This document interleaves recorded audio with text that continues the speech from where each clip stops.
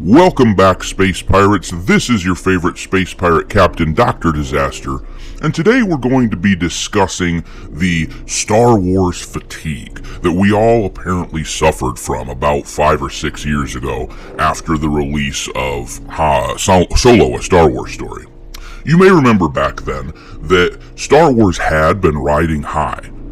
They made over $1 billion on their first 3 Disney Star Wars films, including, Force Awakens, Rogue One, and then The Last Jedi. But something happened.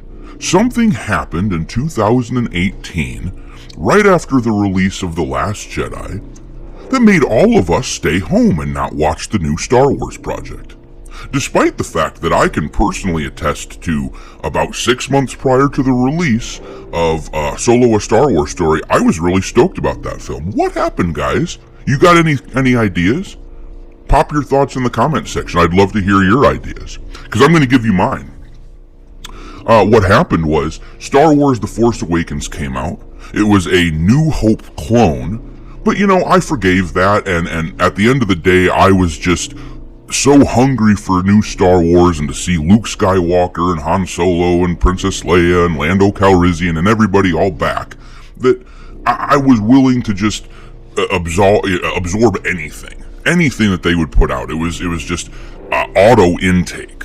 So after Episode 7, the Rogue One came out, which admittedly is actually a pretty decent movie. I'm not the biggest fan of that type of Star Wars, the gritty stuff. I prefer the Jedi stuff, but that's me, whatever. But then, of course, The Last Jedi came out, which didn't do as well as The Force Awakens, and in fact, a guy like me who went to The Force Awakens 5 times, a guy like me went to The Last Jedi once, damn near walked out of it in the theater, and didn't go back for Episode 9. I'm over it, I'm done, I don't give a rat's rear end. So this idea that Star Wars fatigue set in, if you look at any of the articles from several years ago, you'll see that the media talking point, the Disney talking point, was that fans were just being overloaded. It was just, it's too much. It's too much Star Wars. That's just too much. And you can tell where this comes from.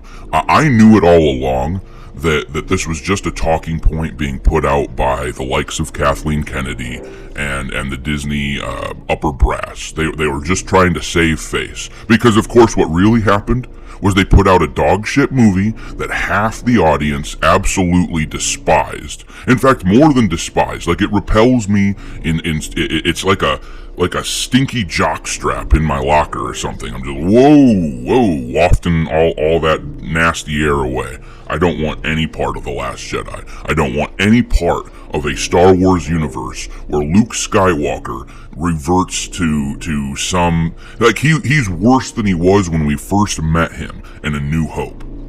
In A New Hope, he at least had bravery.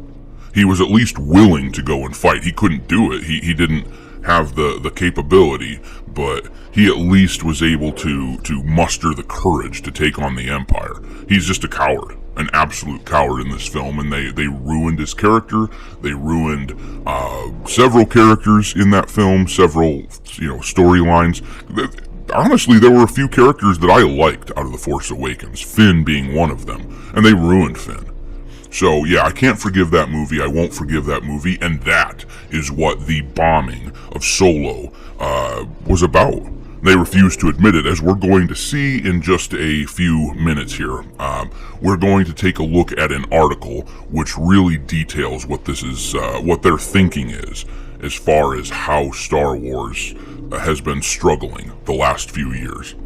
Because to me, Kathleen Kennedy is like that guy in the elevator who just doesn't have the moral courage to admit that she was the one who dealt it. She was the one that ripped ass.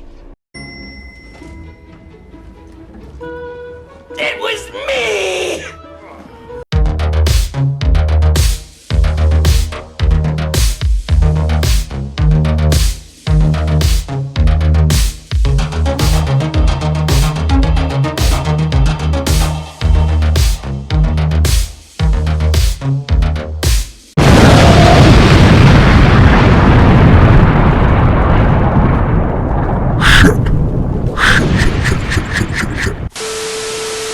Alright, so as I said, we're going to take a look at an article here.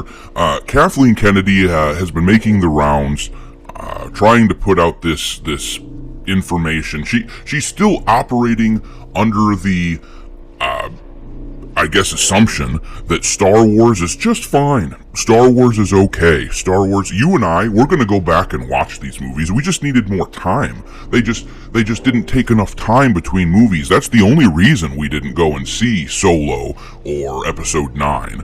That's the only reason, was because you and I are we got overloaded. Just got overloaded. Don't pay attention to the fact that, the MCU was able to crank out 2 or 3 movies a year for quite a while up until Endgame and get by with it, and that we would all go to see those movies in droves. Don't pay attention to that.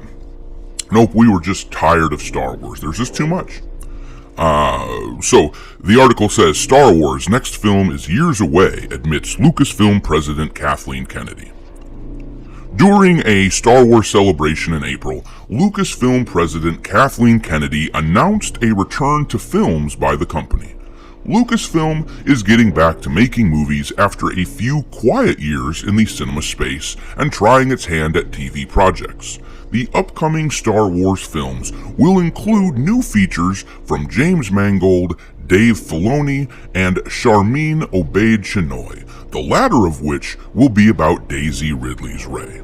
And that right there is what tells you everything you need to know about Kathleen Kennedy's mentality when it comes to the Star Wars upcoming project slate.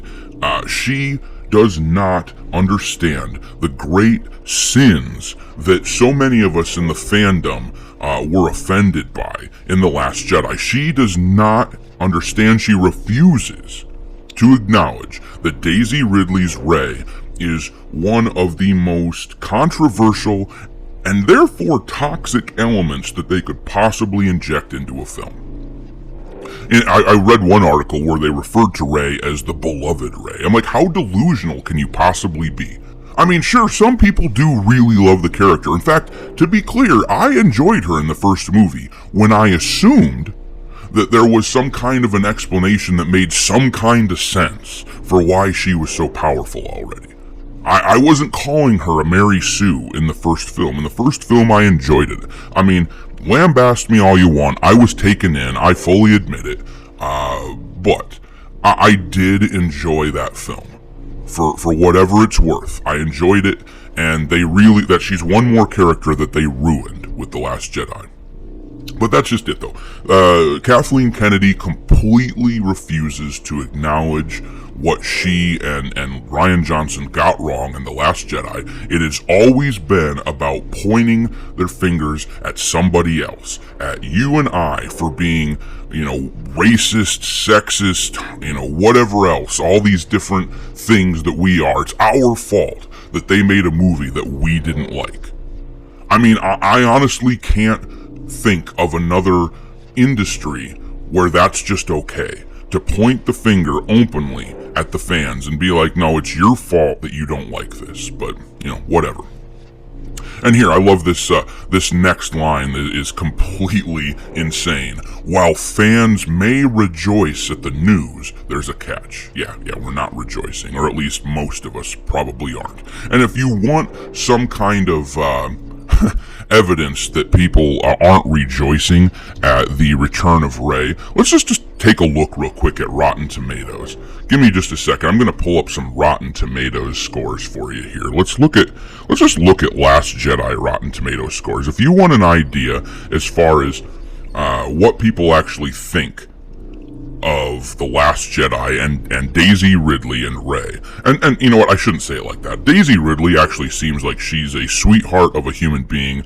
I have no problem with her, and in fact, I liked her performance in the first film. But, look at the audience score. Who gives a shit about what the critics, the paid Disney shills, have to say? Look at the audience score. 42% on Rotten Tomatoes for The Last Jedi. 42%, that's absolutely atrocious. 42% said that The Last Jedi was okay. So that is a minority of people were good with The Last Jedi. let's just take a look then at the original Star Wars films. Let's see what the lowest of those scores are. If you wanna get an idea, let's compare apples to apples here. 96% for A New Hope. 96 is the audience score for A New Hope. Empire Strikes Back. 97% for The Empire Strikes Back. And I'll bet you Return of the Jedi is probably the lowest score of the three. 94%. I was correct. The lowest score was 94%. Now, it would be accurate to refer to Luke Skywalker as beloved. It would not be accurate to refer to Rey as that. At least in the sense that you're trying to say that Rey is universally beloved. Not true, not correct. Just not. Most of the people, it seems, don't actually care for Rey compared to the likes of Luke Skywalker. Alright, let's continue on. Speaking to the Empire magazine, Kennedy said that fans should not expect to watch these films until 2025. The company only wants to release the films when they are ready. It's much better to tell the truth, that we're going to make these movies when they're ready to be made and release them when they're ready to be released, she told the outlet. Lucasfilm wants to ensure each film to get the spotlight it deserves, according to Kennedy. I've often brought up James Bond, she said. That's every 3 or 4 years, and there wasn't this pressure to feel like you had to have a movie every year. I feel that was very important to Star Wars. We have to eventize this. Okay, that's just absolutely asinine, though. The only people who were putting pressure on them to release a movie every year was her. That was her idea. That was Disney's idea. Let's put out a movie every year and get our money back right away for all these billions that we spent buying this from George Lucas. They said let's put out a movie every year. And we said we don't like these movies, and they said, well, we just can't release them every year. I mean, that's asinine. It doesn't follow. There's no logic there. There's no logic whatsoever. We like Star Wars, the concept of Star Wars. So, if you put out good movies, I'd go and see all the good movies whenever the hell you released them. I mean, if it was every day or something, I probably wouldn't go to see new movies every day. That would be too often. Once a year, though, that's not a big deal. That's not a big deal. But, whatever. When your enemy is making a mistake, don't interrupt them. Sun Tzu right there. We just shouldn't interrupt them. Let them have their delusions. But the article ends, what we're exploring is the evolution of the Jedi. We're going very far back. We're looking at the present. The First Order has fallen. The Jedi are in chaos. There's even a question of how many exist anymore. And Rey's building the new Jedi Order, based on the text that she was given and that Luke imparted on her. Once again, they refuse to acknowledge the sins of their writing, so to speak, their figurative sins, because we always wanted to see that happen. We always wanted to see the rebuilding of the new Jedi Order, but with Luke, the conflict of the first 6 films was concluded. We wanted to see something new, but with Luke, we wanted to see what happened with him. I don't care about Rey. Most people don't. Most people were turned off by The Last Jedi. And in fact, the only reason that The Mandalorian was any good, really, was because in the first few seasons, we were able to operate under the delusion that Rey and those other people from the sequels were being essentially written out. I always held out some hope that they would retcon Rey and the sequel trilogy, but they're not going to do that. It's not going to happen, not while Kathleen Kennedy is in the house. And, you know what, it's time to let that go. It's time to just wash our hands of it and say to hell with you guys. To hell with you guys. Though I will say, I did find this article,